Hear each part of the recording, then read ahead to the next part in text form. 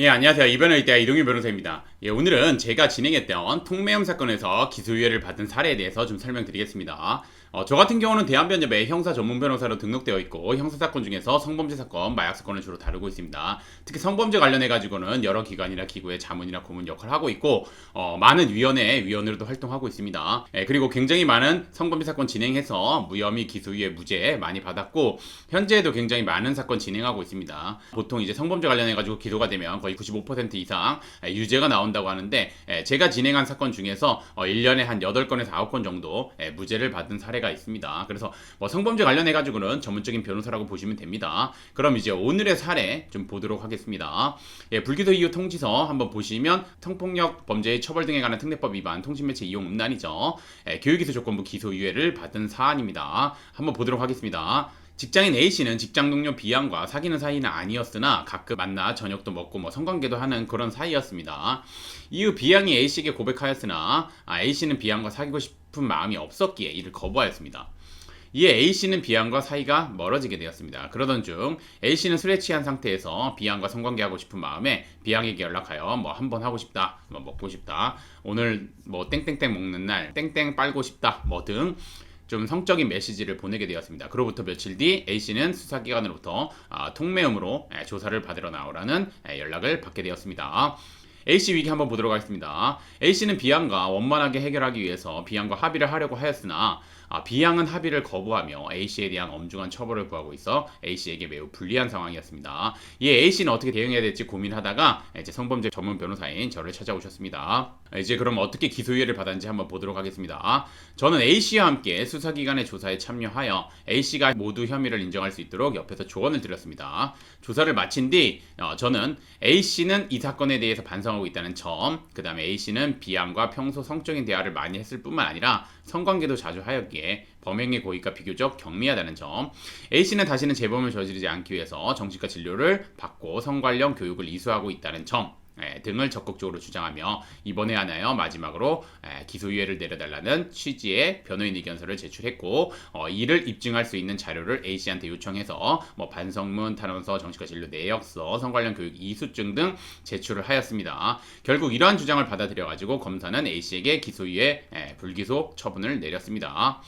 본 사안 같은 경우 불기소 이유서에도 보시면 아시겠지만 피해자와 합의가 되지 않은 사안입니다. 합의가 되지 않았음에도 불구하고 기소유예를 받았습니다. 최근 통매염 관련해 가지고는 피해자와 합의가 되지 않으면 기소되는 경우가 대부분이라고 보시면 됩니다. 근데 본 사안 같은 경우는 초기부터 적극적인 대응과 여러 양형 자료를 잘 준비해서 제출해서 피해자와 합의가 되지 않았음에도 불구하고 기소유예를 받은 사례입니다. 그래서 초기에 적극적인 대응 굉장히 중요하다는 거, 결과를 다르게 만들 수 있다는 거 다시 한번 강조드리겠습니다. 오늘의 주제를 좀 정리하면서 말씀드리고자 하는 건 뭐냐면 통매음 되게 가볍게 생각할 수 있습니다. 하지만 아까도 보셨듯이 통매음은 성폭법에 규정되어 있고 통매음으로 만약에 벌금형 이상의 선고받게 되면 여러분들은 성범죄 전과가 생기게 되는 겁니다. 그렇기 때문에 성범죄 전과가 생기지 않도록 최대한 적극적인 대응을 해야 되며 이 적극적인 대응을 하기 위해서는 초기부터 제대로 된 대응을 해야 됩니다. 그래서 이제 최대한 기소유예로 잘 마무리할 수 있도록 해야 되고 기소유예랑 집행유예를 많이 헷갈려 하시는데 기소유예는 검사가 한번 봐주는 거기 때문에 기소가 되지 않으니까 전과가 아니죠. 근데 집행유예는 뭐냐면 기소가 된 상태에서 재판을 받으면서 징역형을 선고하면서도 징역형의 집행을 유예하는 거죠. 몇 년 동안 별일이 없으면 유예하겠다 이런 취지죠. 그렇기 때문에 두 개는 확연한 차이가 있습니다. 심플하게 생각하면 기소유예는 전과가 아니고 집행유예는 전과입니다. 그래서 통매음 같은 경우는 최대한 적극적으로 대응해서 기소유예를 받는 것이 맞습니다. 혼자서 대응하기는 제한이 많이 있습니다. 그렇기 때문에 변호사와 함께 대응하는 것이 바람직합니다. 왜냐하면 제가 되게 안타깝게 생각하는 게 이게 저도 이제 상담을 많이 하고 그러는데 물론 이제 클라이언트 분들의 경제적 상황이 다 다를 수는 있지만 이게 본인한테 굉장히 중요한 사건이라고 생각하셔야 됩니다. 성범죄자가 될 수도 있고 안 될 수도 있기 때문에 예를 들어서 이제 경제적 상황에 따라서 변호사를 선임할 수 없다거나 이렇기 때문에 변호사님 도움 못 받아가지고 나중에서야 기소가 돼서야 그때 이제 변호사 도움 받고 그러시는 경우가 있는데 어차피 도움 받으실 거면 초기부터 제대로 적극적으로 대응할 수 있게 변호사님 도움 받으신 게 바람직하다는 거 말씀드리면서 특히 성범죄 관련해 가지고는 성범죄 사건을 여러 사건을 진행해보고 노하우가 있는 변호사와 함께 진행하는 게 맞습니다. 그렇기 때문에 이하에서는 변호사님을 선임하실 때 어떤 변호사님 선임해야 되는지에 대해서 말씀드리도록 하겠습니다.